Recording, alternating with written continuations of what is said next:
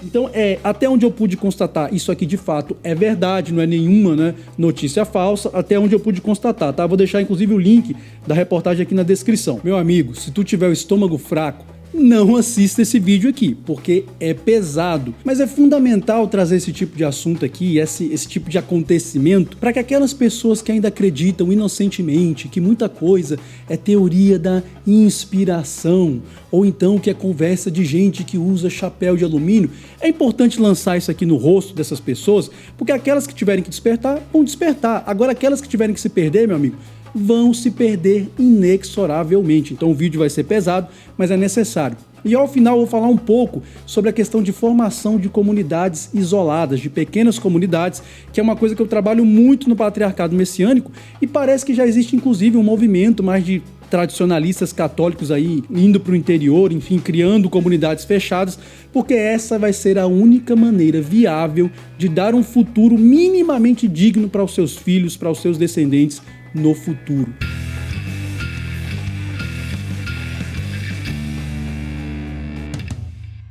Senhoras e senhores, sejam muito bem-vindos a esse canal. Espero que os senhores estejam muito bem. Desde já eu te convido a conhecer o nosso canal, deixe aqui o seu gostei se possível e compartilhe esse vídeo com quem é pai, com quem é mãe, avô, tio, tia, avó, enfim, qualquer pessoa que tenha aí sob a sua guarda uma criança. E mais do que isso, se você também pretende no futuro ser pai ou ser mãe, é fundamental, meu amigo, que você entenda o mundo no qual você vai ter que criar essas crianças.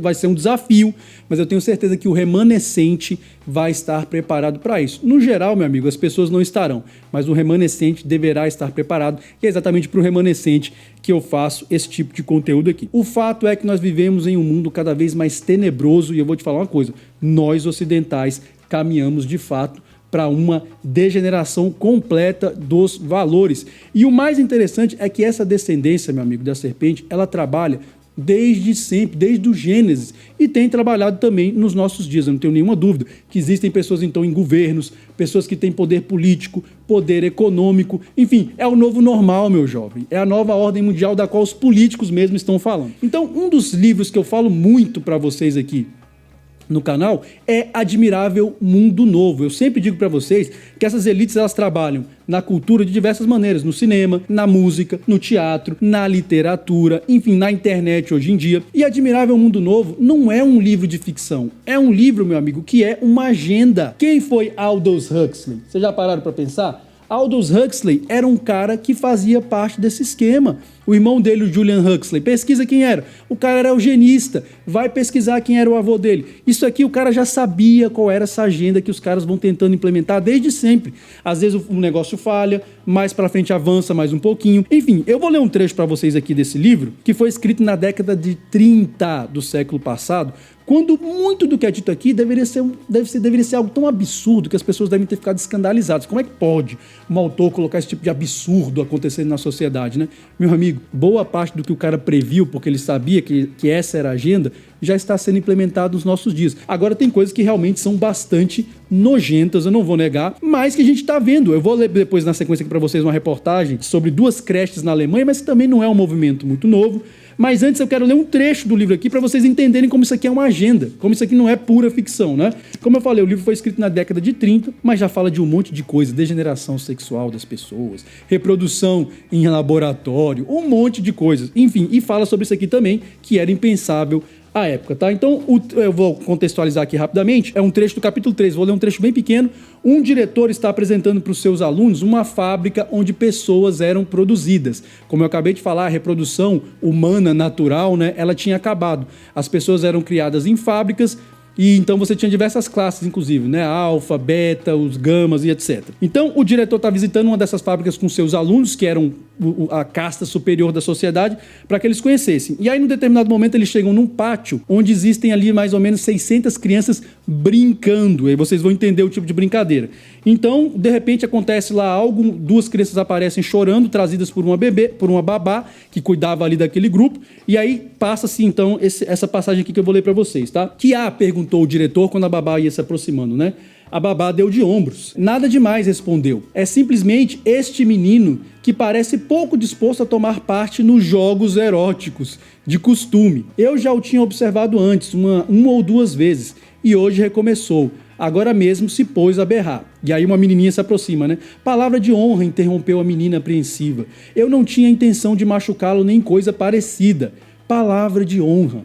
Está claro que não, minha querida, disse a babá em tom tranquilizador, de modo que recomeçou agora dirigindo-se ao diretor, né? Vou levá-lo ao superintendente adjunto de psicologia, só para ver se ele não tem nada de anormal, ou seja, a criança não querer participar da brincadeira lá dos jogos eróticos, ela era anormal, né? Muito bem, disse o diretor, leve-o ao superintendente. Você vai ficar aqui, pequena, né? O diretor falando para a criança. Acrescentou enquanto a babá se afastava com o menino que continuava a chorar. Como se chama? Perguntou o diretor para a criança, né? Polly Trotsky. É um nome muito bonito. Sim, senhora, continuou o diretor. Agora corre e vai ver se encontra outro garoto para brincar. A criança saiu correndo entre as moitas e logo desapareceu. Que criaturinha graciosa, disse o diretor, seguindo-a com os olhos. Depois, dirigindo-se aos estudantes, olha o que o diretor vai falar. O que vou lhes contar agora poderá parecer inacreditável, mas é que quando não se conhece a história, os fatos relativos ao passado, em geral, parecem mesmo incríveis. Revelou a espantosa verdade, então, para os estudantes. Durante um período muito longo, antes do nosso Ford, aí você tem que ler o livro para você entender o contexto, mas é mais ou menos a nossa geração aqui, tá? E até no decurso de algumas gerações posteriores, os brinquedos eróticos entre as crianças eram considerados anormais. Houve uma gargalhada generalizada. E não apenas anormais, mas realmente imorais. Não, a multidão falando, né? Escandalizada. E eram, portanto, rigorosamente reprimidos. Então você vê que o pessoal ficou escandalizado. Meu Deus, quer dizer que as crianças eram reprimidas? Elas não podiam fazer jogos eróticos e tal? Aí você fica escandalizado, né?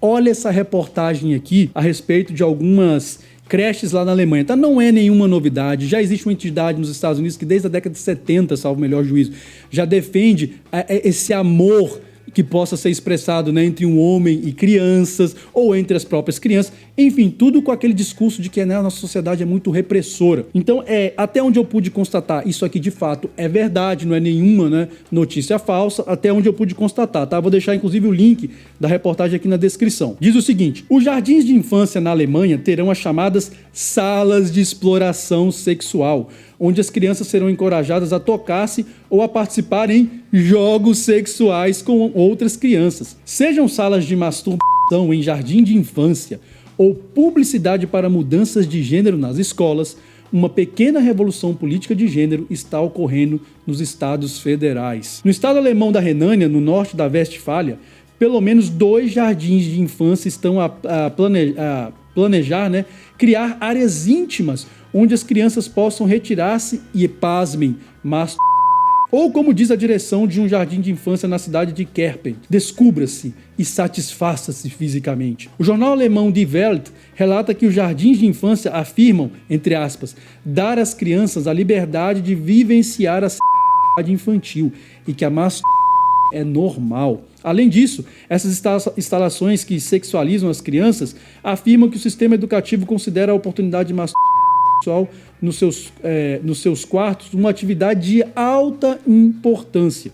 De acordo com as regras, né, um outro trecho aqui do jardim de infância, as crianças podem escolher com quais co-específicos, né, ou quais companheiros querem explorar, mas são solicitados a fazê-lo com cuidado e são expressamente solicitados a não inserir quaisquer objetos nas aberturas corporais de sua exploração aos parceiros, né?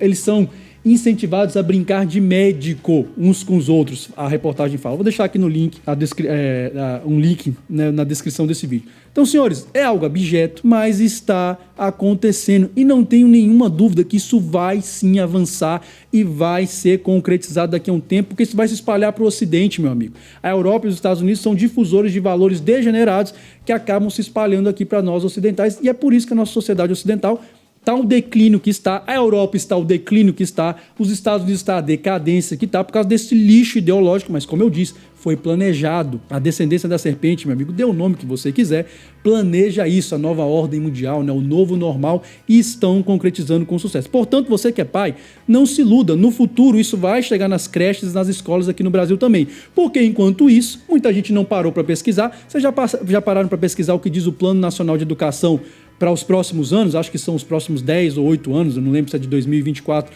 a 2034, é até 2032, enfim. Vocês já pararam para pensar o que esse governo está planejando? Claro que, né, ideologia de gênero, políticas de combate à homofobia, enfim, doutrinação do alfabeto LGBT, que agora já não dá nem mais para repetir, porque já incluíram tantas letras.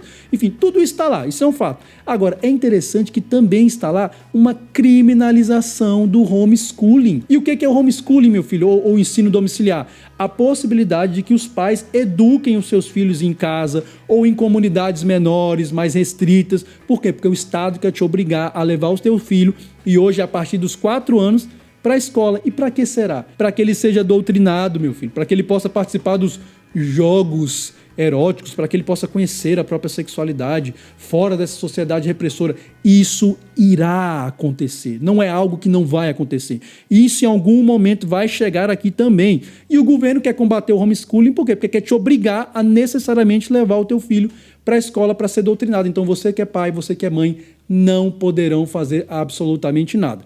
E aqui surge o contexto, mais uma vez, do quê? Do patriarcado messiânico. Quanto maiores forem as possibilidades de educação dos pais, de participação dos pais na educação dos filhos, melhor. E o patriarcado messiânico, como todos vocês já sabem a essa altura, é um projeto de família que viabiliza, inclusive, a inclusão de mais de uma mãe, mais de uma esposa nessa família, exatamente para assistir essas crianças que daqui para frente, meu amigo, vão estar cada vez mais expostas. Mas aí tem muitas mulheres que dizem o seguinte: não, Duarte, eu não preciso de uma outra esposa ou uma outra mãe na minha família, não, eu dou conta, meu marido não precisa de outra esposa. Aí tu vai ver a vida da sujeitinha, aí ela terceiriza o filho com babá, terceiriza o filho com escola, ou com creche, ou na natação, ou na aula de inglês. Enfim, tá terceirizando a criança o tempo inteiro. Desse jeito é muito fácil, minha filha. Tem mãe que terceiriza até na hora de dormir.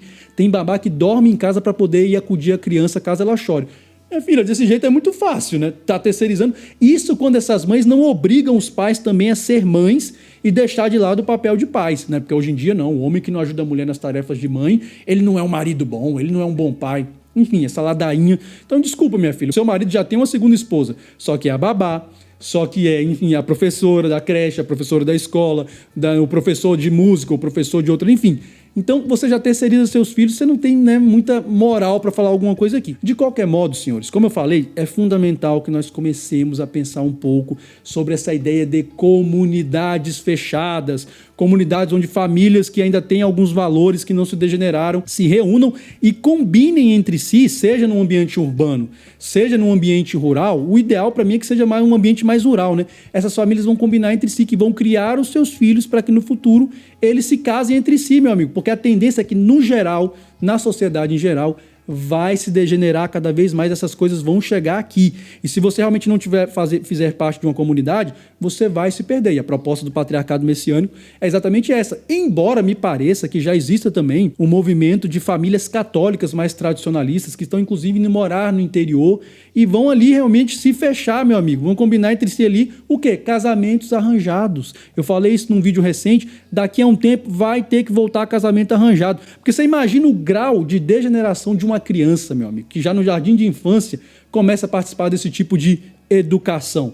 Não vai dar certo. Ou as famílias realmente se reúnem, se fecham entre si, aderem aí a esse tipo de programa, mesmo que você não aceita o patriarcado messiânico, essa coisa de ter mais de uma esposa, mas, meu amigo, mesmo assim você vai ter que recorrer a esse tipo de expediente. Eu conversava com um colega essa semana exatamente sobre isso. Ele tem um filhinho e uma filhinha, ele falava: Duarte, é impossível encontrar hoje em dia famílias que compartilhem minimamente de valores realmente legítimos, verdadeiros e dignos. O negócio está tão degenerado. E eu falei para ele que ele vai ter que começar a pensar sobre isso, procurar ali algumas famílias com quem se juntar, meus filhos, porque daqui para frente a situação será cada vez pior. Então é esse mundo aí que espera as crianças que estão por vir.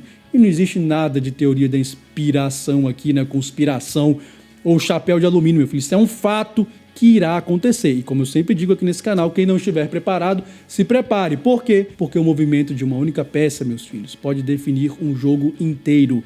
Que o Altíssimo nos guarde e proteja.